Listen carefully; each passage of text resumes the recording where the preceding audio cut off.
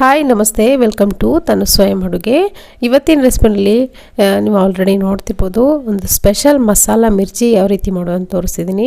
ನಿಮಗಿದು ಯಾವ ಹೋಟೆಲ್ಗಳಲ್ಲೂ ಸಿಗೋದಿಲ್ಲ, ಅಷ್ಟು ಟೇಸ್ಟಿಯಾಗಿರುತ್ತೆ, ಅಷ್ಟು ರುಚಿಯಾಗಿರುತ್ತೆ. ಗರಿಗರಿಯಾದಂಥ ಮಿರ್ಚಿನ ಯಾವ ರೀತಿ ಮಾಡೋದು ಅಂತ ನೋಡ್ಕೊಳ್ಳೋಣ. ನೋಡಿ, ನಾನು ಇಲ್ಲೊಂದು ಮಿಕ್ಸಿಂಗ್ ಬೌಲ್ ತೊಗೊಂಡಿದ್ದೀನಿ. ಇದಕ್ಕೆ 1 ಕಪ್ ಆಗುವಷ್ಟು ಕಡಲೆ ಹಿಟ್ಟನ್ನು ಹಾಕ್ಕೊಳ್ತಾ ಇದ್ದೀನಿ. ಕಡಲೆ ಹಿಟ್ಟನ್ನು ಚೆನ್ನಾಗಿರೋದನ್ನು ನೀವು ಆಯ್ಕೆ ಮಾಡ್ಕೊಳ್ಳಿ.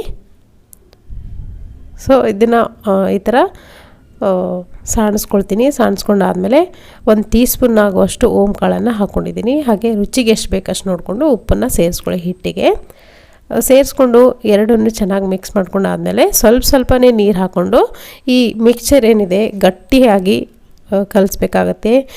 ಒಟ್ಟಿಗೆ ಜಾಸ್ತಿ ನೀರು ಹಾಕ್ಕೊಂಡು ಪೂರ್ತಿ ತೆಳುವಾಗಿ ಕಲಿಸ್ಬೇಡಿ. ಆವಾಗ ಮತ್ತೆ ನೀವು ಹಿಟ್ಟನ್ನು ಸೇರಿಸ್ಕೊಳ್ಬೇಕಾಗತ್ತೆ ಗಟ್ಟಿ ಮಾಡಲಿಕ್ಕೆ.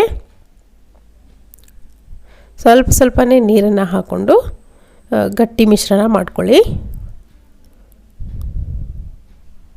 ಸೊ ನೋಡಿ, ಈ ಥರ ಗಟ್ಟಿಯಾಗಿರಬೇಕು ಮಿಶ್ರಣ. ನಾನಿಲ್ಲಿ ತೋರಿಸ್ತಾ ಇರೋ ಹಾಗೆ ಚೆನ್ನಾಗಿ ಯಾವುದೇ ಗಂಟುಗಳಿಲ್ಲದೆ ಇರೋ ಥರ ಮಿಕ್ಸ್ ಮಾಡ್ಕೊಳ್ಳಿ. ನಿಮ್ಮ ಹತ್ರ ವಿಸ್ಕರ್ ಏನಾದರೂ ಇದೆ ಅದರಿಂದ ಕೂಡ ನೀವು ಮಿಕ್ಸ್ ಮಾಡ್ಕೊಳ್ಬೋದು, ಆವಾಗ ಗಂಟುಗಳು ಇರೋದಿಲ್ಲ. ಇದಕ್ಕೆ ನೋಡಿ, ಒಂದು ಕಾಲು ಟೀ ಸ್ಪೂನಷ್ಟು ನಾನಿಲ್ಲಿ ಬೇಕಿಂಗ್ ಸೋಡಾನ ಹಾಕ್ಕೊಳ್ತಾ ಇದ್ದೀನಿ. ಹಾಕೊಂಡಾದಮೇಲೆ ಸ್ವಲ್ಪ 1 ಸ್ಪೂನ್ ಆಗೋಷ್ಟು ನೀರನ್ನು ಹಾಕ್ಕೊಳ್ಳಿ ಇದ್ರ ಮೇಲ್ಗಡೆ. ಇದಾದಮೇಲೆ ನೋಡಿ, ಚೆನ್ನಾಗಿ ಮಿಕ್ಸ್ ಮಾಡ್ಕೊಳ್ತಾ ಇದ್ದೀನಿ. ನೀವು ನೋಡ್ತಿರ್ಬೋದು, ಬೇಕಿಂಗ್ ಸೋಡಾ ಹಾಕಿದ ತಕ್ಷಣ ಎಷ್ಟು ಚೆನ್ನಾಗಿ ಹಿಟ್ಟು ಸಾಫ್ಟಾಗಿ ಫರ್ಮೆಂಟ್ ಆಗಿ ಕಾಣಿಸ್ತಾ ಇದೆ ಅಂತ, ಪಫಿಯಾಗಿ ಬಂದಿದೆ ಹಿಟ್ಟು. ಸೊ ನೋಡಿ, ಈ ಥರ ಚೆನ್ನಾಗಿ ಮಿಕ್ಸ್ ಮಾಡ್ಕೊಂಡು ಆದಮೇಲೆ ನಾನಿಲ್ಲಿ ಇದನ್ನು ಮುಚ್ಚಿ ಒಂದು 5 ರಿಂದ 10 ನಿಮಿಷ ಬಿಡ್ತೀನಿ. ಚೆನ್ನಾಗಿ ನೆನೆಲಿ ಹಿಟ್ಟು. ಅಷ್ಟರೊಳಗೆ ನಾವು ಮಿರ್ಚಿಗೆ ಬೇಕಾದಂಥ ನೆಕ್ಸ್ಟ್ ಸ್ಟೆಪ್ ಮಾಡ್ಕೊಳ್ಳೋಣ. ನೋಡಿ, ನಾನಿಲ್ಲಿ ಮಿರ್ಚಿ ಮೆಣಸಿನ್ಕಾಯನ್ನು ತೊಗೊಂಡಿದ್ದೀನಿ. ಈ ಮೆಣಸಿನ್ಕಾಯಿ ಏನಿದೆ ಇರೋದಿಲ್ಲ. ಸೊ ನೋಡಿ, ಇದನ್ನು ಒಂದು 2 ಭಾಗವಾಗಿ ಕಟ್ ಮಾಡ್ಕೊಳ್ತೀನಿ.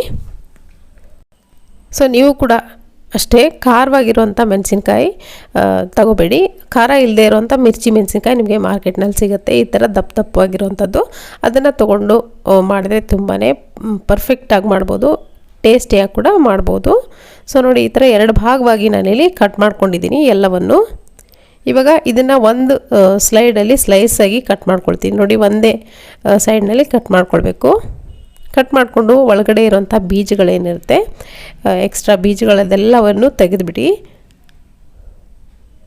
ಖಾರ ಜಾಸ್ತಿ ತಿನ್ನೋದಿಷ್ಟ ಅನ್ನೋರು ಬೀಜ ಇದೇನು ಖಾರ ಇರೋದಿಲ್ಲ, ನೀವು ಹಾಗೆ ಕೂಡ ನೀವು ಮಾಡ್ಕೊಳ್ಬೋದು. ಸೊ ನಾನಿಲ್ಲಿ ಎಲ್ಲವನ್ನು ತೆಗಿತಾ ಇದ್ದೀನಿ. ಸೊ ಇದೇ ಥರ ಎಲ್ಲವನ್ನು ನಾನು ಬೀಜಗಳನ್ನು ತೆಗೆದು ನೋಡಿ ಈ ಥರ ಮಾಡಿ ಇಟ್ಕೊಂಡಿದ್ದೀನಿ ಎಲ್ಲ ಮೆಣಸಿನ್ಕಾಯನ್ನು.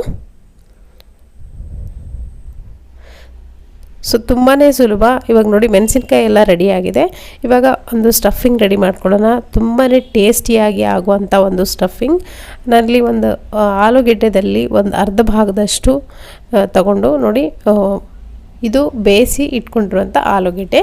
ಇದನ್ನು ಚೆನ್ನಾಗಿ ಮ್ಯಾಶ್ ಮಾಡ್ಕೊಳ್ತಾ ಇದ್ದೀನಿ, ಗಂಟುಗಳಿಲ್ಲದೆ ಇರೋ ಥರ ಕ್ಲೀನಾಗಿ ಒಂದು ಫೋರ್ಕಿಂದ ಮ್ಯಾಶ್ ಮಾಡ್ಕೊಳ್ಳಿ. ಇದಕ್ಕೆ ನೋಡಿ, ಬ್ಲ್ಯಾಕ್ ಸಾಲ್ಟ್ ಹಾಕ್ಕೊಂಡಿದ್ದೀನಿ, ಒಂದು ಅರ್ಧ ಟೀ ಸ್ಪೂನಷ್ಟು. 1 ಸ್ಪೂನ್ ಆಗೋಷ್ಟು ಜೀರಿಗೆ ಪುಡಿ, 1 ಟೀ ಸ್ಪೂನ್ ಆಗೋಷ್ಟು ಗರಂ ಮಸಾಲ ಹಾಕ್ಕೊಂಡಿದ್ದೀನಿ. ಉಪ್ಪು ರುಚಿಗೆ ಎಷ್ಟು ಬೇಕು ಅಷ್ಟು ನೋಡಿಕೊಂಡು ಹಾಕ್ಕೊಳ್ಳಿ, ಕಡಿಮೆನೇ ಹಾಕ್ಕೊಳ್ಳಿ. ಚಾಟ್ ಮಸಾಲ ಹಾಗೆ ಬ್ಲ್ಯಾಕ್ ಸಾಲ್ಟ್ ಕೂಡ ಹಾಕಿರ್ತೀವಿ. ಹಾಗೆಯೇ ನಾನಿಲ್ಲಿ ನೋಡಿ, ಹುಣಸೆ ಹಣ್ಣಿನ ರಸವನ್ನು ಕೂಡ ಹಾಕ್ಕೊಂಡಿದ್ದೀನಿ. ಹುಣಸೆ ಹಣ್ಣಿನ ರಸವನ್ನು ಗಟ್ಟಿಯಾಗಿ ಮಾಡಿಕೊಂಡು ಈ ಥರ ಹಾಕ್ಕೊಳ್ಳಿ. ಒಂದು 2 ಸ್ಪೂನ್ ಆಗೋಷ್ಟು ಹಾಕ್ಕೊಂಡಿದ್ದೀನಿ. ಹುಳಿ ಜಾಸ್ತಿ ಇಷ್ಟ ಅನ್ನೋರು ಜಾಸ್ತಿ ಹಾಕ್ಕೊಳ್ಬೋದು, ಅಥವಾ ಹುಣಸೆ ಹಣ್ಣಿನ ಬದಲಿಗೆ ನಿಂಬೆಹಣ್ಣನ್ನು ಕೂಡ ನೀವು ಬಳಸ್ಬೋದು. ನೋಡಿ, ಇವಾಗ ಸ್ಟಫಿಂಗು ರೆಡಿಯಾಗಿದೆ.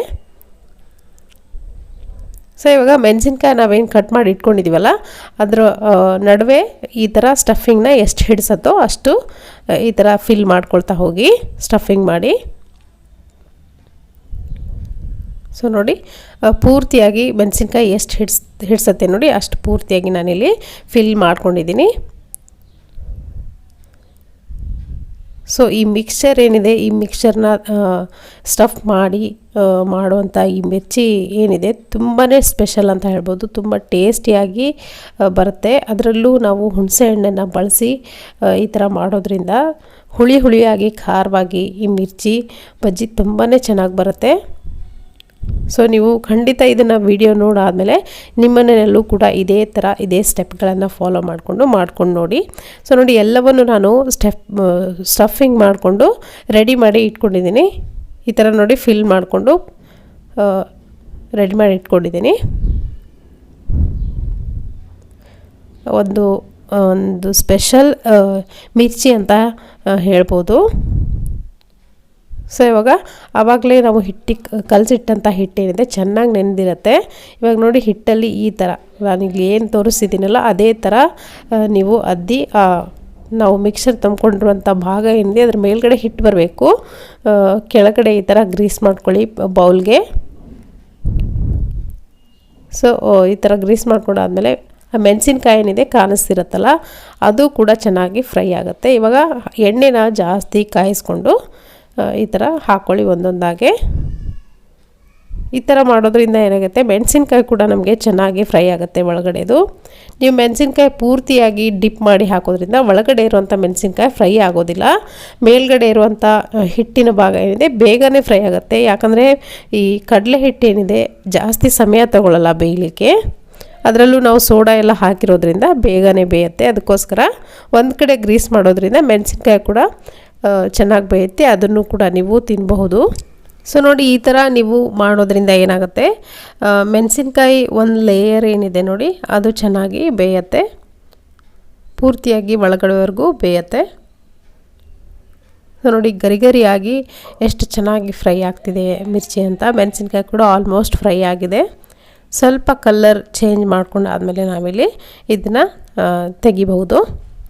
ಸೊ ಈಗ ಆಲ್ರೆಡಿ ನಾನು ನಮ್ಮ ಚಾನಲಲ್ಲಿ ಸುಮಾರು ಮಿರ್ಚಿ ರೆಸಿಪಿಗಳನ್ನ ಹಾಕಿದ್ದೀನಿ. ಡಿಫ್ರೆಂಟ್ ಆಗಿರುವಂಥ ಸ್ಟಫಿಂಗ್ ಮಿರ್ಚಿ ಅಥವಾ ಡಿಫ್ರೆಂಟ್ ಆಗಿರುವಂಥ ಮಸಾಲೆ ಮಿರ್ಚಿಗಳು ಚಾನಲಲ್ಲಿದೆ. ದಯವಿಟ್ಟು ನೀವು ಅದನ್ನು ಒಂದ್ಸರಿ ಚೆಕ್ ಮಾಡಿ. ತುಂಬಾ ಯೂಸ್ಫುಲ್ ಹಾಗೆ ನಿಮಗೆ ತುಂಬ ಇಷ್ಟ ಆಗುವಂಥ ಒಂದು ರೆಸಿಪಿ ಅಂತ ಹೇಳ್ಬೋದು. ಇನ್ನೂ ಸುಮಾರು ಮಿರ್ಚಿ ರೆಸಿಪಿಗಳು ನಾನಿಲ್ಲಿ ಹಾಕ್ತೀನಿ, ನೋಡ್ತಾ ಇರಿ. ಹೀಗೆ ನಮ್ಮ ಚಾನಲ್ನ ನೋಡ್ತಿರ್ಬೋದು. ನಾನಿಲ್ಲಿ ಪೂರ್ತಿ ಫ್ರೈ ಆದಮೇಲೆ ನಾನಿಲ್ಲಿ ಮಿರ್ಚಿನ ಒಂದು ಪ್ಲೇಟ್ಗೆ ತೆಗಿತಾ ಇದ್ದೀನಿ. ಸೊ ನೋಡ್ತಿರ್ಬೋದು ಎಷ್ಟು ಚೆನ್ನಾಗಿದೆ ಮಿರ್ಚಿ ಅಂತ. ಟೇಸ್ಟ್ ಕೂಡ ಅಷ್ಟೇ ಚೆನ್ನಾಗಿರುತ್ತೆ. ಸ್ಟಫಿಂಗ್ ಏನು ಹಾಕಿದ್ದೀವಲ್ಲ ಅದರ ಟೇಸ್ಟು ಮಿರ್ಚಿ ಜೊತೆ ತುಂಬ ಚೆನ್ನಾಗಿರುತ್ತೆ. ಖಂಡಿತ ಇದು ರೆಸಿಪಿ ನಿಮಗೆ ಇಷ್ಟ ಆಗಿದೆ ಅಂದ್ಕೊಳ್ತೀನಿ. ಇಷ್ಟ ಆಗಿದ್ರೆ ಒಂದು ಲೈಕ್ ಒತ್ತಿ, ಹಾಗೆ ನಮ್ಮ ಚಾನಲ್ಗೆ ಸಬ್ಸ್ಕ್ರೈಬ್ ಆಗೋದನ್ನು ಕೂಡ ಮರಿಬೇಡಿ. Thank you.